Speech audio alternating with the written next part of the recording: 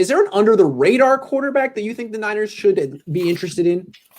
My guy, and I don't know if he'll necessarily be available, but I really like Teddy Bridgewater. I've always been a Teddy Bridgewater guy. And the Panthers right now are the 5th overall pick, I think. If that remains any similar, they could be the team that ends up getting the 49er fan base crush Zach Wilson. So if they're the team that does that, they could end up wanting to move on from Bridgewater because he has a lot of money on their cap. But he's $23 million next year on the cap. But in 2022, he's $26 million, but only 5 of that's dead. So he could be a 1-year answer if the 49ers get Trey Lance at that 15 spot, or your guy Kyle Trask or Mac Jones later on, where they could sit behind Teddy Bridgewater for a year. And Teddy Bridgewater is known as a check down guy, but he's much more mobile. Even after the injury, he's been very mobile this year. He's better in Garoppolo in almost every stat, including the check down stats, and his intended air yard per pass attempt is 0.5 better. His completed air yard per pass completion is a whole yard better than Garoppolo. And I think that's big. So, and if they get Zach Wilson, I think they could get Bridgewater for a 2nd round pick, and that'd be worth it in my opinion.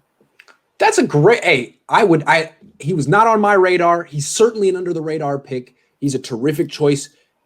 You made a compelling argument. I think he is a better player than Jimmy Garoppolo. I've seen him play. He's got quicker feet than Jimmy Garoppolo. His release is just as quick as Jimmy Garoppolo's. His arm is no weaker than Jimmy Garoppolo's. Only reason I would kind of be against it is he's not cheap, although he's not expensive. He's not cheap, and he's not particularly durable, or I don't know what you would call him, but he's missed games. And that's been the same issue with Jimmy Garoppolo. So if you really dislike your twin brother, Nick Mullins, then I don't know about bringing in Teddy Bridgewater, because you're going to be seeing a lot more of you on the field. You're going to be looking at yourself in the mirror. It's going to be look at the man. So anyway, I like Teddy Bridgewater. I think it's a good point. I think Carolina is going to draft Zach Wilson. I think they will if he's available. If Washington doesn't take him first. Yeah, definitely. If Zach Wilson is there for Carolina, I think he'd be the guy, especially if they keep Joe Brady as their OC. But I think just with Bridgewater, just being able to get out of that contract in 2022, if the Niners do draft a guy early in this coming draft, that's desirable in itself. Is you have a contract that you can move on from, just like they can move on from Garoppolo relatively easily. And I just think that's a calling card for any player in the NFL, is contracts that you can get out of if they don't perform. Final thing, though, let's say Carolina does take Zach Wilson.